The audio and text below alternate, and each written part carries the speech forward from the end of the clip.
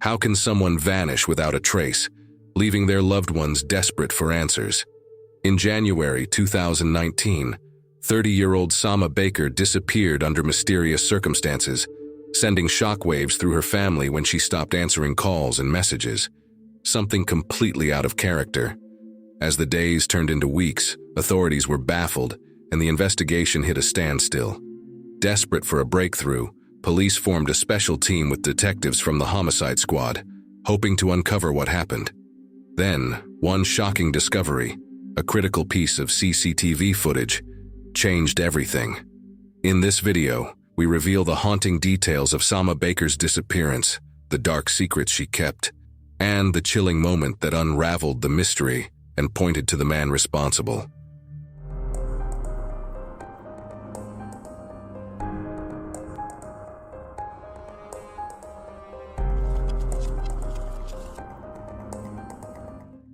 In 2019, Samah lived in the bustling suburb of Parramatta in Sydney.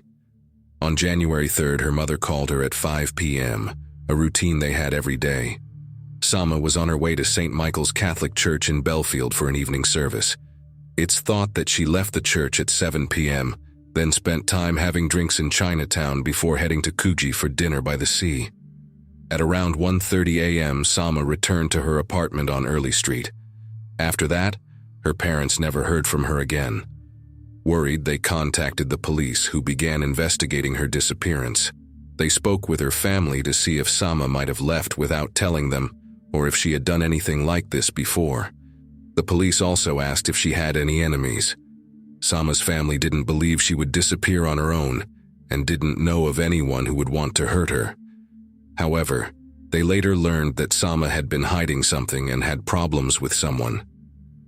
The investigators worked to uncover where Samah had been and who she was with on the night she disappeared.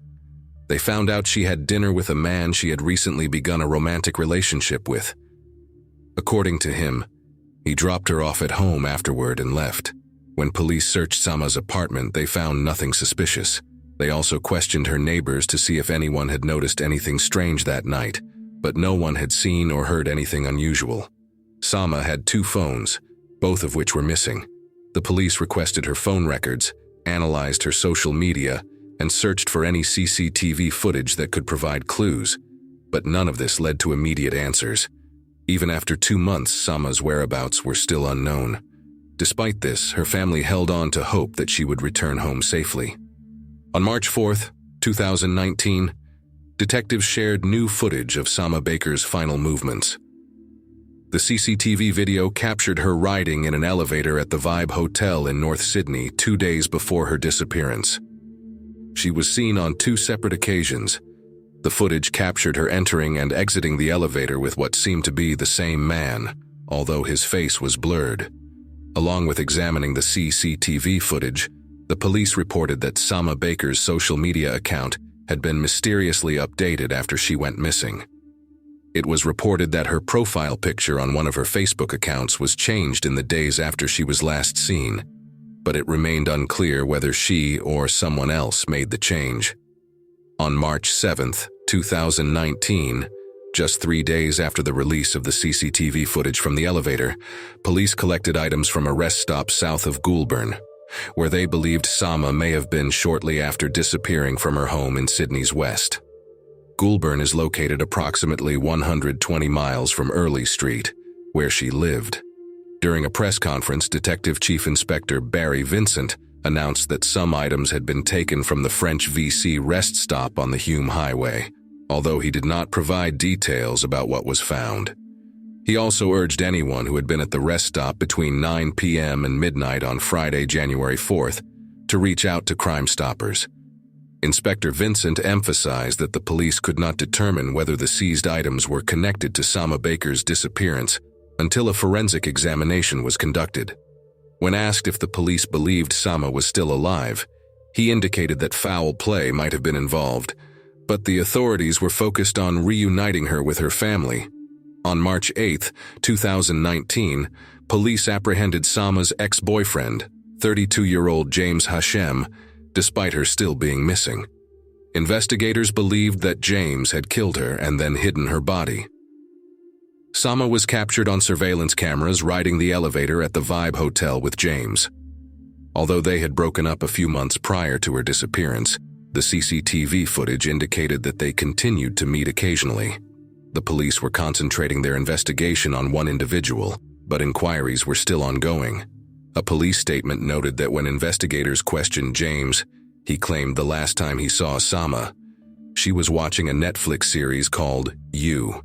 This show features a stalker who exploits the social media accounts of a murder victim to make it seem as if they are still alive. However, the police found during their examination of her computer that Samah had never watched You. Instead, she was viewing Gilmore Girls. Authorities suspected that after killing Samah, James put her body in the trunk of his car and drove to his family's residence in Hurstville Grove around 7 a.m. on January 4. He was then seen parking his vehicle at Hurstville Westfield around 9 a.m. and allegedly visiting a nearby job recruitment agency, while Samah's body remained in the car. James left Hurstville Westfield around 3 p.m. and returned home, allegedly carrying cleaning products he had bought. Police believed he later drove to a remote area that night with garbage bags in his car to dispose of her body. Despite the circumstantial evidence mounting against him, authorities remained uncertain about how or why he killed Samah Baker or where her body was. They discovered that James had discarded the mat from the trunk of his mother's car, which he used to transport Samah's body. During a search of his bedroom, investigators found several items with dried dark red stains. Forensic tests confirmed that these stains were dried blood belonging to Samah Baker. And the shocking truth is, Samah Baker's family was unaware of her troubled relationship with James, her boyfriend of several years, until after her tragic death. In 2015, Samah Baker met James at their internet advertising company, where their relationship began. However, abuse soon followed. She never told them that he hit her, abused her, or stalked her.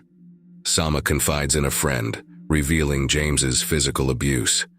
2 years later, in 2017, Samah reported another disturbing incident to police. Well, I was just attacked by my boyfriend in a room. Do you need the ambulance at all? No, that's fine. I just want to report it. It was really bad. All right, no. He tried to kill me.